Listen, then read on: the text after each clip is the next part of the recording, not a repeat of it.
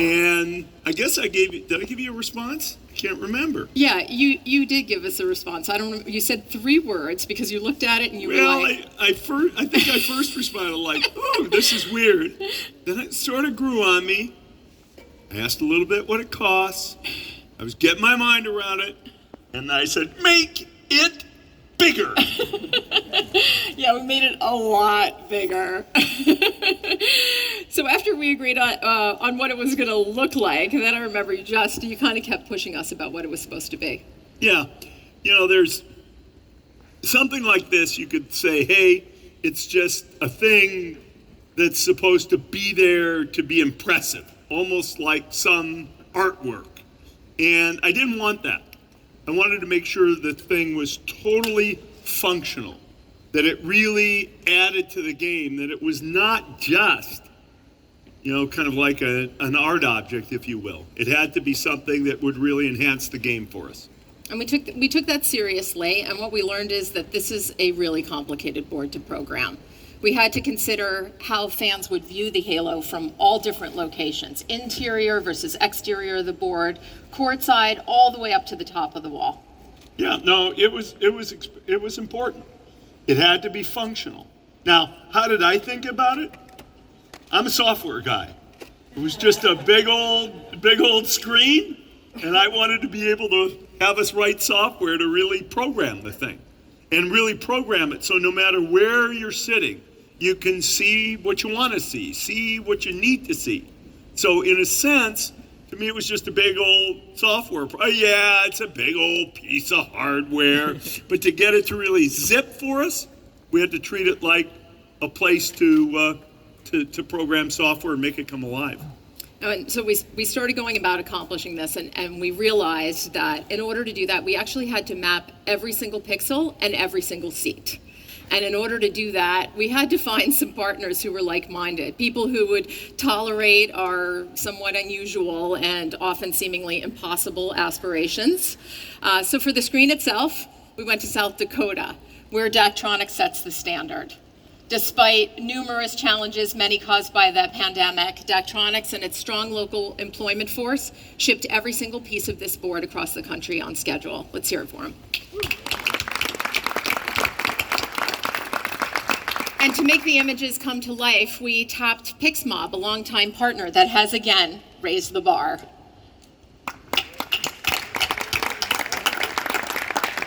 And finally, we pulled in SpinFX, an award-winning creative studio recognized as a global leader in immersive experiences, dazzling audiences at Disney, Universal, and the Olympics. There are many, many benefits to being in the entertainment capital of the world. SpinFX has handled visual effects for Lucasfilm, Marvel, Pixar, 20th Century Fox, and DreamWorks. And fortunately, they are also massive Clippers fans. Well, they are now after working on this for 3 years. So Steve, you kept talking to us and you were saying, that you really didn't want 16:9 duplicating screens. No, I mean, could you imagine if all we did, and people do this, is you just had like a TV screen next to a TV screen next to a TV screen. It'd be like a bunch of, mounted, displays, like my grandpa had taken his old Zenith and mounted it on the wall. And we didn't want that. We had to think about it as one holistic thing. Well, we took your note. On non-traditional for sure. Halo is the largest 4K, full UHD, double-sided LED board ever built. It's more than 233 million pixels. That's more than 6 pixels for every California resident. And rolled out flat, it's 3 times the length of the Hollywood sign. It weighs over 519,000 pounds. So, you guys want to take a look at it? All right. I mean, we don't actually have to look at it live today if you don't want to. But I want to. So join me in taking a look at the Halo. The first thing we're going to show you is what we call game mode. This is kind of, you can think of, quote, classic. You see the game, you see the video if you want to. And should we look at it? Yeah, introducing the Halo. Game mode.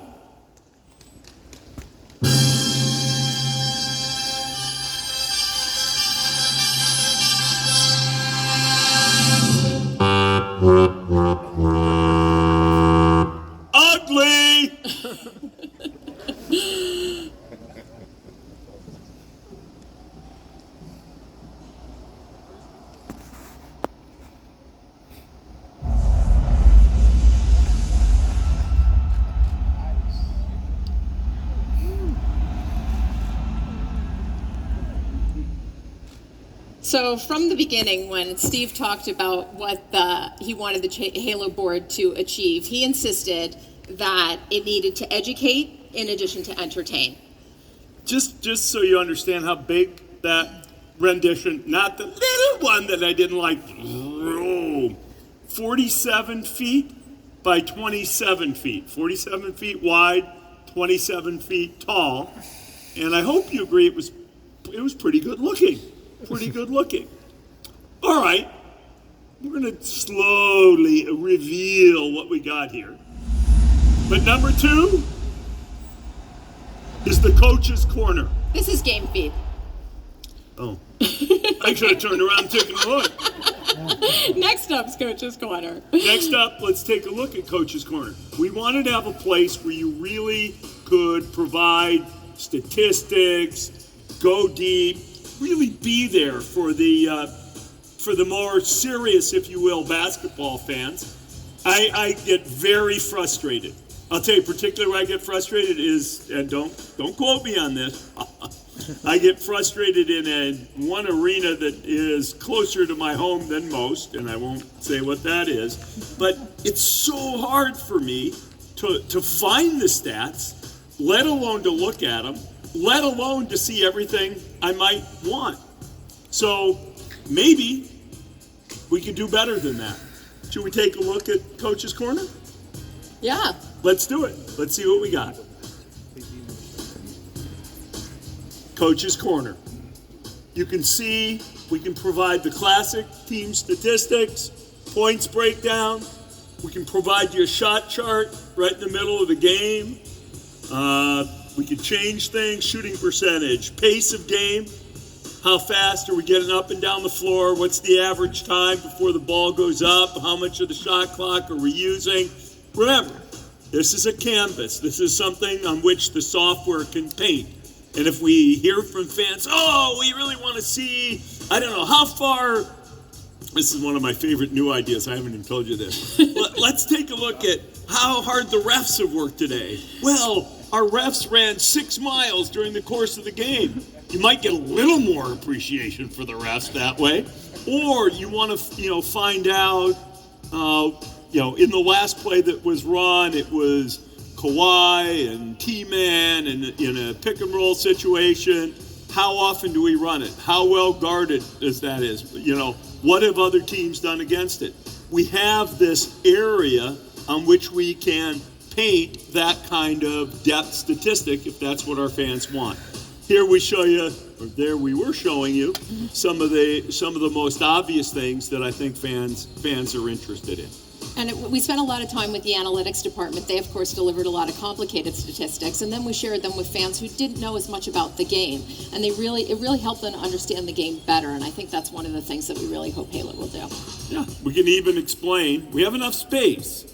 We don't want to distract. When game action's on, mostly we want you drilled in, watching the game. But we do have the space to give you critical things. Third, because we have all this real estate, we can have something, that resonates with a lot of different people. But the third space we call the display, the fan box, essentially. And this allows us to get at things that are not as hardcore in basketball necessarily, but are still very fun and interesting to people. And I think that will be exceptional. We wanted to just have a chance to have fans who are more casual enjoy the game in their own way. And unless you guys have put it up, which you have behind me, please take a look at the fan box. You can see we have the ability to in a fun way, we can show statistics, we can show who just scored. Of course, we can, as we learn, it's all software. We can change what's there, add, subtract. Now, there are a couple things that seemed obvious that we'd want to put up there. What's one of the things that everybody wants to see almost immediately? Instant replays, and especially challenges. I'm not going to go through some of the stuff we could do with challenges, but let's take a look at some instant replays.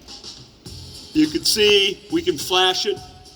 We think by the time the first game comes on, we'll literally be able to put it up there almost instantaneously after the game action starts, or if we want to show replay in the middle of the game. Now, we have another thought on how we'd use that, and that's for social media. If we're going to give fans kind of that fun experience, social media, or are you at the game? We have so many more places. Think about it. Fans love to see themselves on these screens. Guess what? We can show you on the screen, and we could show somebody else on the fan box on this side, up top, so we can show people from around the arena on the screen. You know, people love that. We can show, kind of what's going on social media, posts, people in the building, etc. Again, letting the fans engage with the board and having that be a fun place for fans to take a look at. So I think those are our modes, aren't they? Well, actually, Steve, there's one other one because No. Yeah, That's it. No, there's actually one. My other. notes said 5. Yeah, but here's the thing, Steve. All right, I didn't rehearse as much as I should have. I'm sorry. 5 modes, Gillian. Like with everything else, we like to get fans involved. And so we asked them, if you had a fan box, what would you want in there? So we came up with one more. Don't be mad. Steve Cam. Oh, no. No, you're kidding me. Right? My wife's going to hate this, but nonetheless, it is what it is. I'll talk to you later. We'll use its variant. I'm going to talk to you later. How about this? Can we turn on the whole thing for you and show how all of these elements might come together? Let's do it. Please turn on the full scoreboard for us.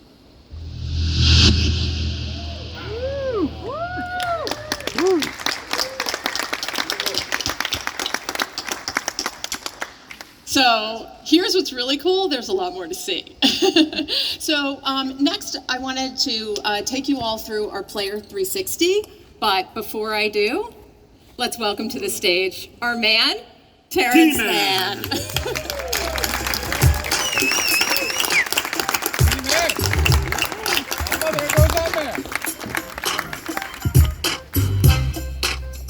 Yeah, right there. Thanks. Yeah. How's the off season going? It's going well, man. It's going well. Just working on my game, working in the community. Yeah. It's going Keeping pretty busy? Yeah, I would say so. Good. That's excellent. So, we want to be able to tell stories about you as a player. And again, we have pretty big surface area. You've never seen this switched on till today, have you? Nah, my first time. Yeah. What do you think? It's crazy. I mean, I didn't know it was going to be this big. It's crazy. We actually I don't think we showed you, we got input, not for the whole board, but from some of our players. I know we asked Kawhi, will this be okay? Because you know how players like to look up at what happened? We think this will still be an okay place to look up, don't you think? Yeah, I mean, I would say so. So, if we want to, sort of during a timeout or something, really be able to focus in on a player, let's, say Terrence, we'd like to be able to tell their whole story. So we'd like to show you now Player 360 mode.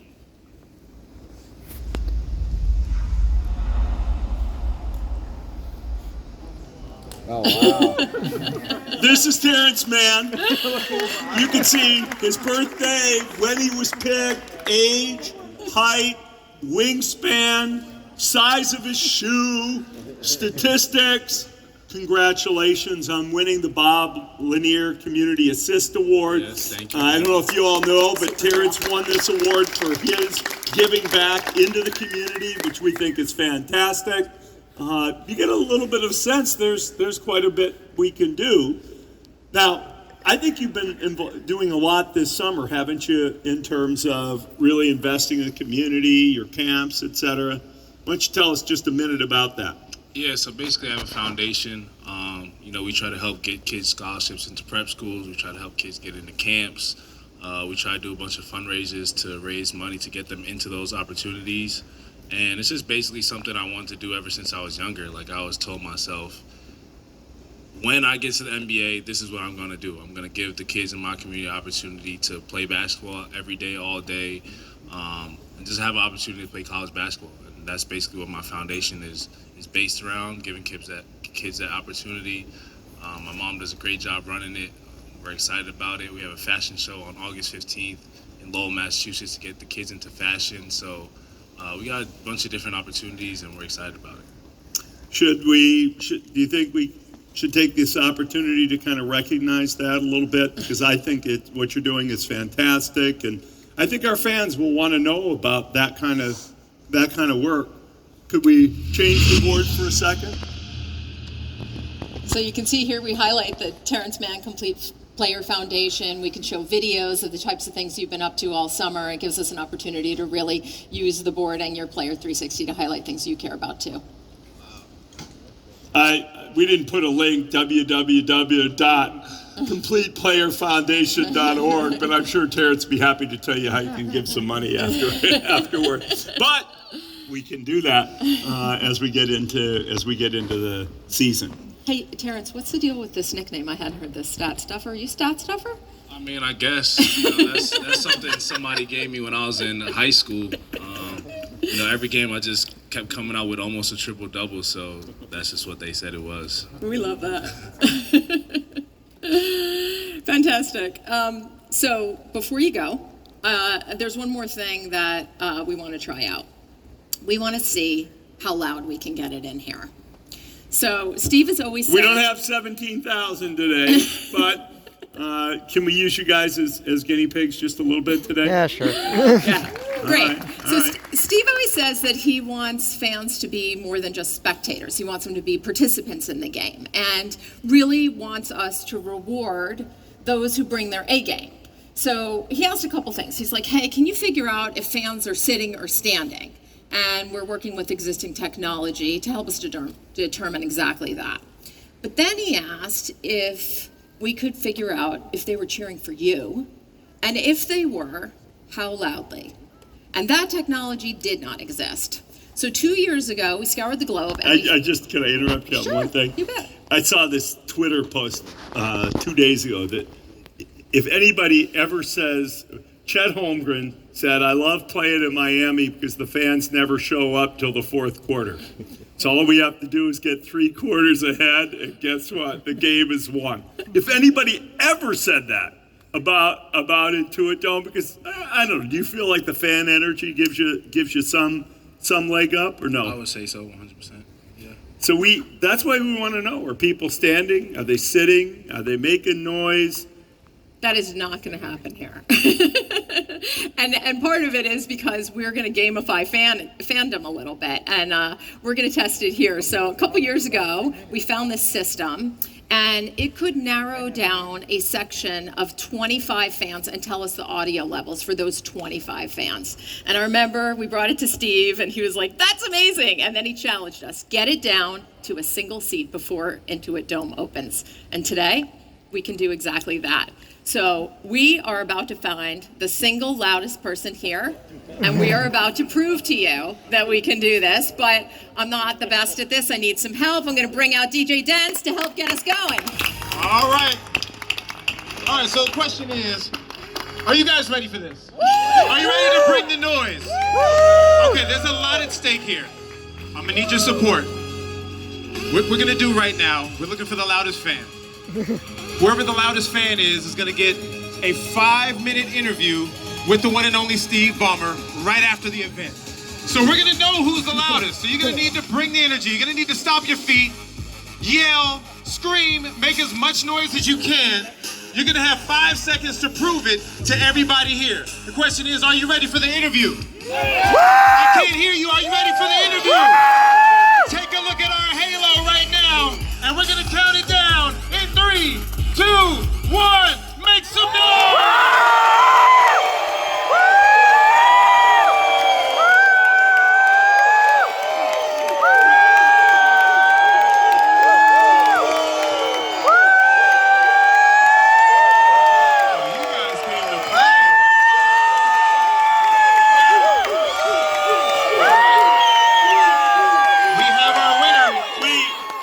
We shut that off off on you guys at some point. We have our winner.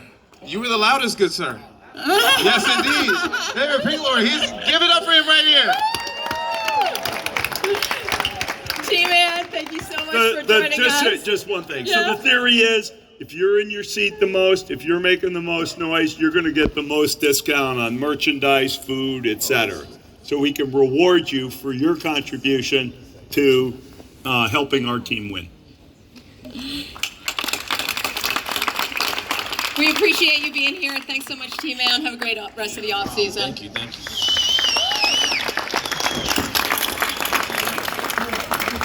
Hey, can I ask you one question on your way out? What's up? What'd you think of the practice area, the players area? Beautiful. Y'all got to see it. It's beautiful. Great lighting, great equipment, high-end stuff in there. Sauna is amazing. I can't wait for that. So yeah, thank you.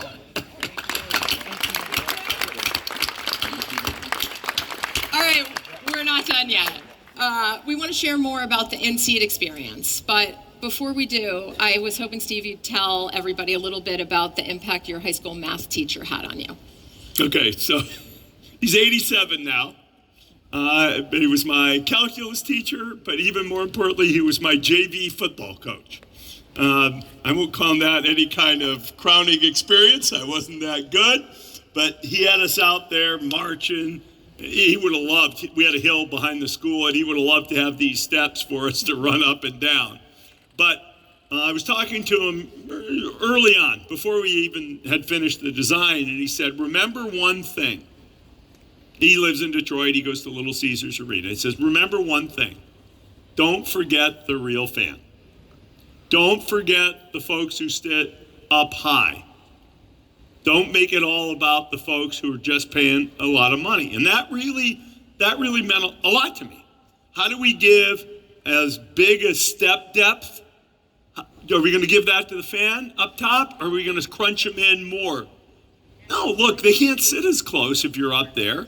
But why not get the same experience? Why not really treat the fans everywhere in the building really well? And there's a lot of things we've done in Intuit, but one of the things had to do with the lighting and power in the building. So, we scratch our head, okay, it's the modern world. We should put power into the suite so people can charge their phone. Then we said, okay, it's expensive, but maybe you should put some power down to the club seats. Expensive, a little kooky. But then I remembered what Jerry had said to me. Remember the fan, the real fan. So we've run power to every seat in the building. Any seat in the building, you have power, you can charge your phone. If you forget your charger, we'll sell USB charging cables in the store down here for only $5. But let's make sure we give everybody that same experience. So it turns out that when you run power to the seats, not only can you charge your phone, but you can do a whole bunch of other things. And Steve challenged us to be as creative as we possibly could. And we came up with this idea that we could add game controllers to the armrests. So it would allow the fans to interact with the Halo. So if you look down on your armrest, you'll see a 4-button controller. So it's essentially right behind the cup holder. And we're going to actually have you use them today, here in a minute. Yeah, but we said, without a game. What else can we do to really get fans to integrate it in and keep it authentic, but not just during the game? There's probably some things we'll choose to do, but we said, let's start out with a fun experience. Yeah. And you know how people play these games? Is it car number 1? Is it car number 2? Is it car number 3? Well, over time, we're just going to let people sit there and drive car 1, drive car 2. We have 4 buttons, so we'll probably let people drive 4 cars. But today, what we thought we'd show you is a game called The Mentalist. And we're going to ask you to participate if you don't mind. But let's try it out. Let's bring on The Mentalist.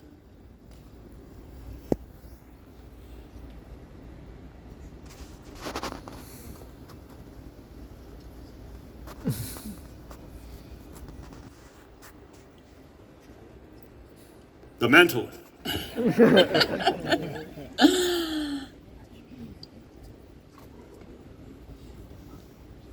We having trouble? We're having trouble. We're going to move to the next one. Okay, The Mentalist. Yay, Mentalist.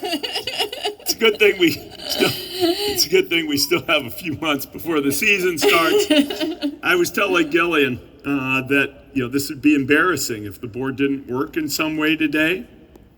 And then I also told her there have been plenty of demos of Microsoft software that we used to do, and someplace in the demo, guess what, it wouldn't work. And you know what you tell the audience at that stage? This is just demo code, it doesn't always work. And we'll get it to work, obviously, by the time we get started. So I guess we can share with you a little bit. What? On the concert mode. I'm sorry? Yep, we're good. Yeah.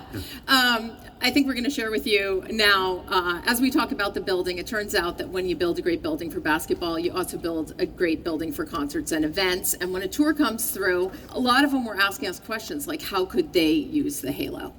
So we went to the band Mana, which has done a residency at the Forum recently, and we asked them if they would participate in helping us show concert mode, what you might see from a band at one of their concerts. Please run Mana mode.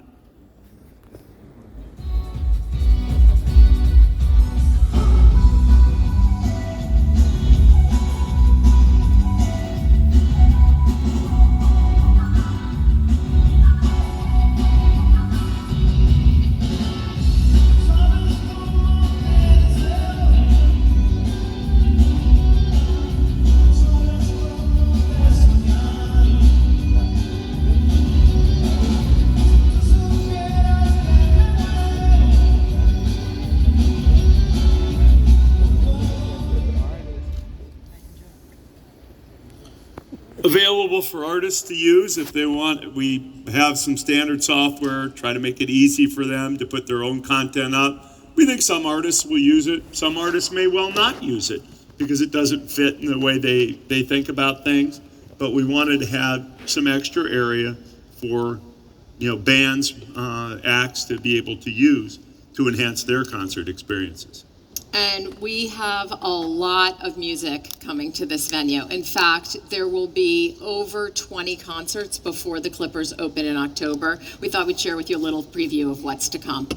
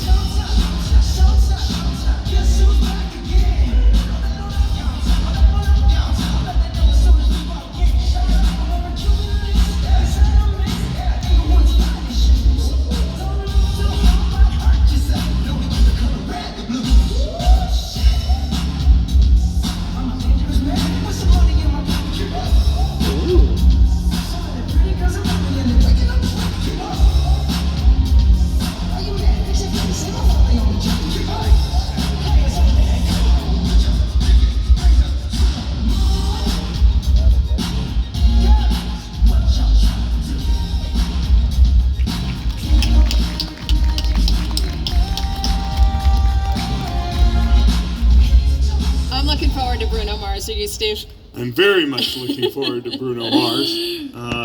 I can't imagine what he'll do in this building. I'm just excited to see. So I wanted to ask you something. I don't think this is going to be a hard question for you. What's your favorite timeout promotion? What's your favorite timeout promotion? What is every fan in LA's favorite timeout promotion? It is T-shirt toss. Could have been Chick-fil-A. That's a pretty good one. I think it's the T-shirt toss, though. Now, the T-shirt toss today is an imperfect activity. It's unfair. It's not right.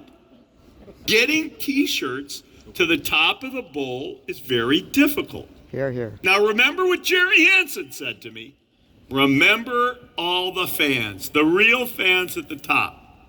And so Come on, Gillian. What are we going to do in Intuit Dome for the fans at the top? Well, fortunately, you gave us this beautiful board, and Halo is about to solve your problem. We are in the process of mounting t-shirt cannons all along the top of the board so that every single seat in this building has a chance to catch a t-shirt. Should we try it? Yeah. Let's try it. Okay.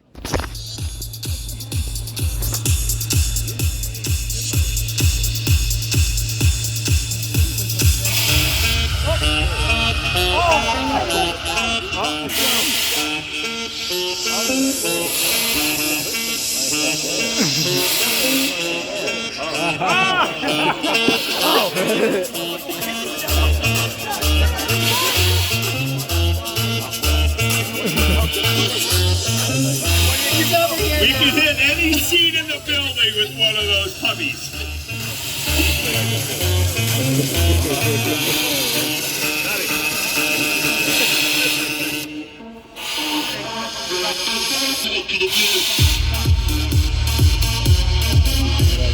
What do you think? I think you aced it with that one. I thought you really aced it with that one. And we can, somebody more athletic than me should be throwing those darn t-shirts. Some of them didn't pop quite the way I wanted to, but they will hit every seat in here, be able to hit every seat in here by the time the building opens for basketball. Now, you guys have probably read a ton about the 199 countdown clocks that are scattered around the concourses because we really want people to be in their seats. And So how much time left in this timeout? How much time left before the quarter break? How much time before the game starts? You need to be in your seat. And if we're going to facilitate that, we got to make it easy with the countdown clock. Yep, so we've got it. And the other thing that we're going to do is we are going to create some FOMO, and Halo is here to help with that. So we have created some spectacle moments that I think fans won't want to miss. And so we are going to end today with a tease of something that's still to come as we kick off the season in October. What you are about to see is a water simulation. It's made up of approximately 150 million particles, which will start the second half of the game. So you better be in your seat because you are not going to want to miss. Enter the storm.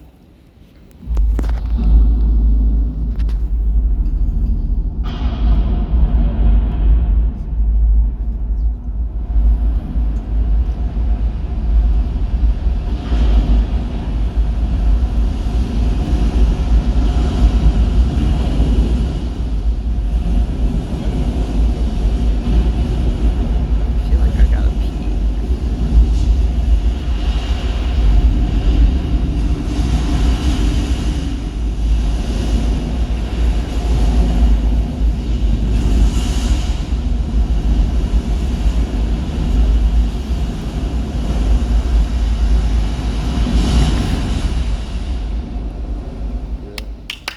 Woo.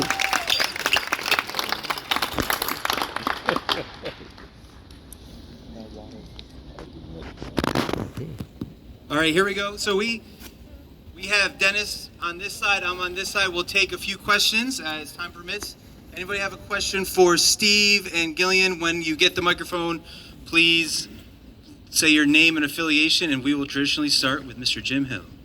This is for Steve. First of all, congratulations, and a lot of us are just saying, wow. I remember when we were at Staples Center, Crypto.com, and we stood in the tunnel there, and you said, this is really going to be amazing, but it's nothing compared to this. What kind of pressure, how much pressure does this put on your team? Because you have all these wonderful things for the fans, but the most important thing is the production on the floor. Absolutely. I think our team puts all the pressure in the world on itself. Guys want to win. Guys want to scrap. Guys want to fight. We're all fight for wins. We're looking for that kind of guy. That's how we think about our team character. You know, we'll be a little more like that. Some years a little less because we're always trying to get the most talent. Will this put more pressure? I don't really think so. I think our guys, are all in. They're always all in. The thing I ask myself is, from a game perspective, can our fans do just a little extra to help our team? When I first purchased the ball club, I asked our players, like, do you care about fan noise? Nah, we don't care about fan noise. Doesn't make any difference. We don't pay any attention to it. Then the pandemic came. The bubble and then the pandemic. I asked players again, how is it without any noise? Oh, and not everybody, but gosh, I really don't like it. It's almost like going to some of the Olympic Games where there's no fans of either side in the building.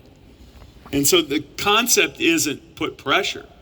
The concept is provide support, encouragement, energy, the stuff fans can provide. So while we're all here to serve the fans and the team on the floor is what it's all about, I also want to ask our fans, put pressure on yourself to help the guys who are doing the job for us every day.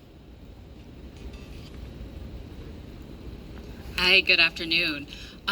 For you, the fans, everyone a part of Clipper Nation, could you speak about the importance of having your own home outside of purple and gold shadow? So when I acquired the team, I was very delighted that I wouldn't have to build an arena.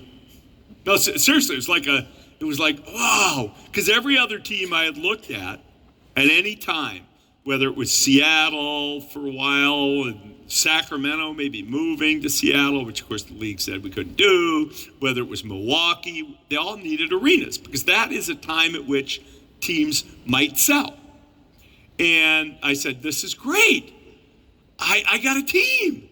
It's in LA. And I don't need to build an arena. All good. 6 months later, we got to build an arena. We got to build a place that's our house. We got to put the energy in our house. We don't want to play too many Monday nights against Monday Night Football. We don't want to play as many Saturday games. We don't want to have to cover up banners of other guys in order for it to at least feel marginally like our house. It's got to be our house. Took me 6 months, and I went from, oh, we don't have to build one to, oh, we're going to build one.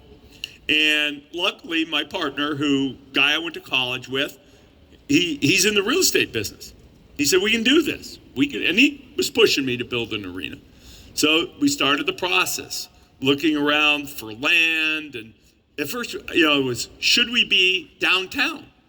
There are advantages to being downtown. I mean, there were some spots not immediately adjacent to Staples, to Crypto, but down in that area. And we looked, and we couldn't quite make it make sense. And then we started looking on the west side, and it's kind of like knock, knock, who is home? Of course, the best place is to be right across from SoFi. The infrastructure, the energy, the excitement will all get built out in one place.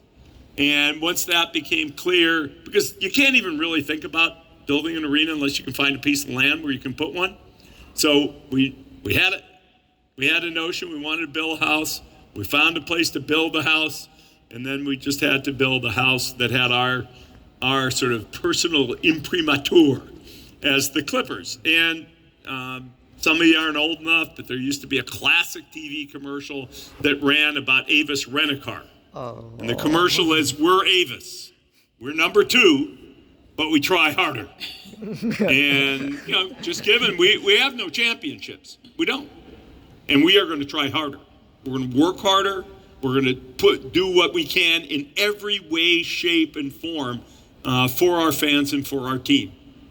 We see all this part, but our players come to work every day in that part of the building. So we also wanted to make sure that was superior. It was our house. It's also, for our fans, it's our house. And for our players, guess what it is? It's their office. It's not just Gillian's offices that are here. The offices may look like a weight room and a set of basketball courts and a locker room and a player's dining area and a player's lounge and sauna and wet, cold, blah, blah, blah. You get the idea. But it had to be a great home for everything we needed to get done. Hey, Steve, it's Farbod, Sports Illustrated. I remember when you guys first announced this, 2014. I was in Staples Center, and I thought, like, it's 10 years from now. I can't even think about it. How does it feel for you, some 10 years later, to still have the foresight, the vision, to sit in here now? How does it feel to be a part of all of this? And also, what are you hoping is going to be the reaction of a long-term Clippers fan that comes in here for the first time?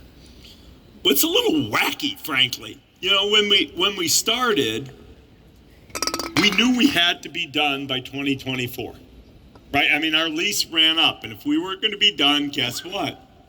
It'd be another 25 years that we would be in crypto. So it was a window. Now, I said, because we didn't start till early 2015, so 9.5 years. And I said, this is easy. How could it be even hard to finish something in 9.5 years? Well, I had a lot to learn about, entitlement of buildings and architecture and construction. Oh yeah, what's that thing called? Oh yeah, pandemic. We had to learn about how to keep progress going through the pandemic because we had to be here by 2024. It's hard for me to believe 9 years has gone by, honestly. I mean, it's really hard for me to believe that. And this, even now, what we see is very different than what I saw when I was here 2 weeks ago. Because the finishes, the details, they're all, I haven't seen, I saw something on the video board that was interesting, but this is the first time I've really seen this was today also. So to see it come together, and the most remarkable thing to me, and credit to Bill Hanway, lead architect on this project, it actually looks like it did in the drawings that made me excited. I was sure it would look bad compared to the drawings, and along the way, I have no visualization skills, so I was getting nervous. Would the wall really be the way we wanted the wall to be? Would the bowl actually feel intimate? And I don't know how you guys feel. I think it has a real sort of tightness and intimacy, and the fans will feel closer and be closer to the game. And I don't know what everybody likes. I like that. People come to a live event, they want energy. If you didn't want energy, you could stay home and watch the game on TV. So it all kind of came together 9 years in the making. And we had some goofy things around the way during the pandemic. We had to lay all the fabrics out on the floor of the forum. And we could all stay socially distant inside the forum.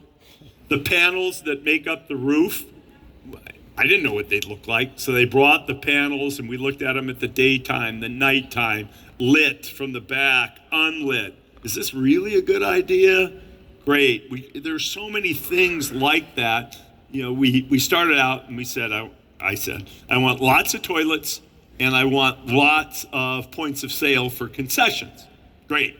That was our goal. We were doing all the math compared to other arenas, so we make sure it all worked. We had these maps that, what would a halftime look like? And these little dots, they move around like people and simulate what's going to go on. And then I walked into an Amazon Go store in Seattle with the cameras in the ceiling that really lets you fly through the experience. So now instead of doing all these points of sale, we got to go remodel everything with these grab and go markets. We just walk in, great, assuming you've registered, you grab it, you don't actually have to register for that, but you walk in, you grab what you want, you get back to your seat. So all of this stuff kind of developed over 9 years. And it gave us a chance to build the house we want to build. Am I naive? Will there be things that we're going to want in 5 or 6 years as technology advances? Sure. There are going to be new things that we want to do. We're going to have to keep investing in the building to keep it current and keep it relevant. People talk about younger people want different things than older people. We don't have some of the things they do in other buildings. I didn't want them.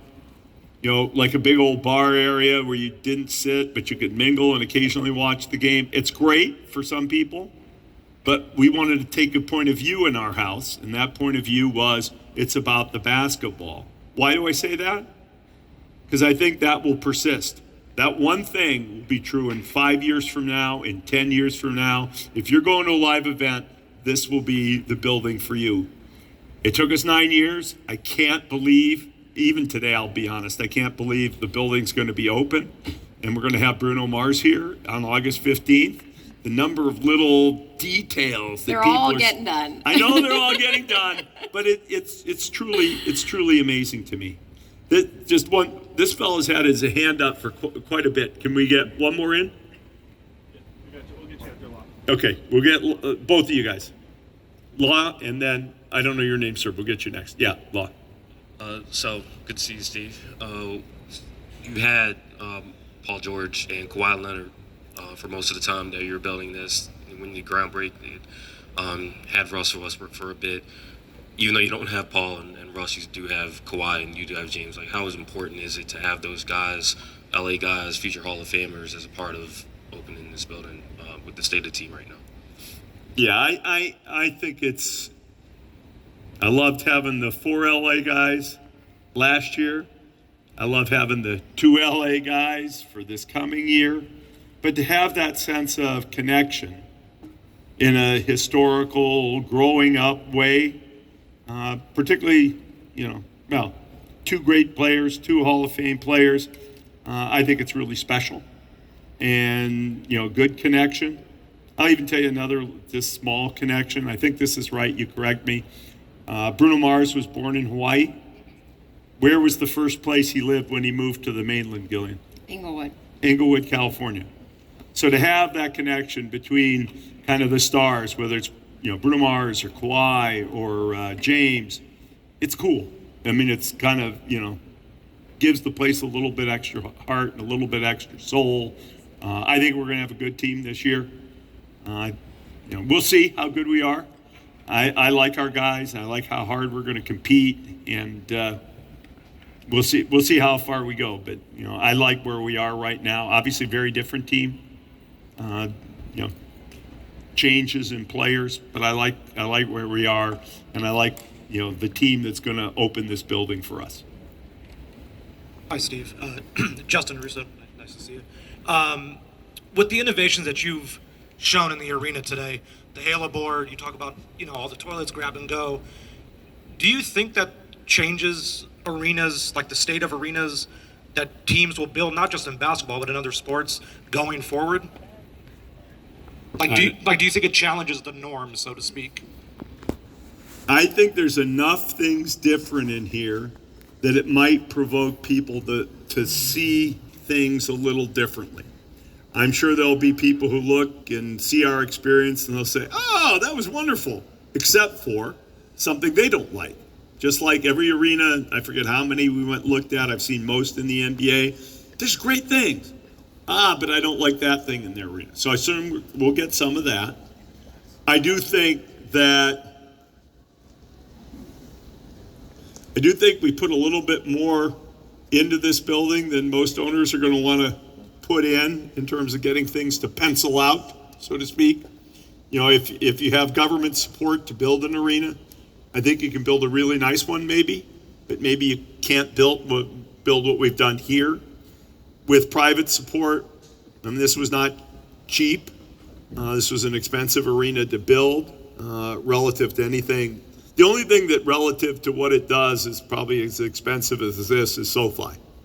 So you're going to get what I think are the best stadium and the best arena in the world, right here. Will it raise the bar? Yeah, I bet it will. We'll make a few people say, I wish our building was like that. We've had some other owners of NBA teams, and they think it's wonderful. Now, I've been more blessed than I have any right to think about, so we had more ability to put money essentially into a community asset. Somebody once told me that you never really own a basketball team. You just take care of it for the fans until the next person comes along and takes care of it for the fans. I think about this a little bit the same way. Hopefully we have an asset that the community can value for, literally in this case, decades to come. Last question. Hey, Steve and Gillian, thanks so much for having us. Gavin Quinton, LAist. This arena is the biggest and the baddest and the number one and the only in a lot of different categories. and one of those is carbon neutrality. Can you talk about why that was a priority for you, some of the challenges that were posed along the process, and can you quantify what that's going to mean in the future? Well, I am particularly with the instigation of my oldest son, we care a lot about what's happening in terms of climate change and really worry about it. I know not everybody does. People have different opinions. Some people think the world will end tomorrow. Some people are very concerned and, and want to see us act. There are people who don't think this is an issue, but for us, it's an issue. Philanthropically, when my wife and I started, we focused in on kids and families who might not have an opportunity. My son came to us and said, look, we really need to invest philanthropically in climate change. Well, that happened to be during the middle of this 9-year period. It was kind of like an awakening. And while we already had a design kind of mostly complete, I said, look, this building has to be as whatever top notch is, let's make it top notch. And so we went back to the drawing board. We got rid of all the gas cooking. Everything in here is electric cooking. It turns out that's good for the environment. Obviously, we put the solar panels on top of this building and the parking garage. We have a huge battery in the back so that we can store energy. We made a commitment if we need more energy to only buy renewable energy that comes in over the grid. The climate system, Bill could describe better than I can, but we tried to make this mostly naturally acclimatized. We, in engagement with the local air quality board, we basically have to prove that we're not increasing the greenhouse gases emitted by our fans coming to the games, or we have to make investments in that. We made investments in transit. We actually took carbon dioxide out of the environment and put it into the concrete foundation in this building. It's more symbolic. It's not, I can't say we sequestered huge amounts of CO2, but again, trying to make a statement, trying to show some leadership. We have our certification We now. do. As of a few weeks ago, we are LEED Platinum certified with a score of 92. Which is pretty good. Yep. And there are other things to which we aspire, and we'll keep working. But if you look at the water system, the recycling system, you'll find similar investments across the board. Getting recycling to be simple enough so people actually use it remains it's not a technical problem, I'll call it a sociology problem. How do you label things, get the UI so people actually recycle all they can? We think we have pretty good solutions, but there are things I know we're going to continue to work on. Great, well, thank you. I'll tell you one thing we didn't do, thought about a lot, is do you use electric hand dryers or do you use paper towels? It turns out paper towels are actually more sanitary. We learned, I wouldn't have guessed that. And I think that you guys correct me, and probably better for the environment because it doesn't draw the power. So just a little tidbit there for you. We thank you all for coming. We're going to do media availabilities in the back hallway. We're going to be in no rush, so please don't rush. We'll make sure everybody's out in the hallway before we start. But thank you for coming. You can start making your way out of main level 28. Thank you. Thanks, everybody. Thank you.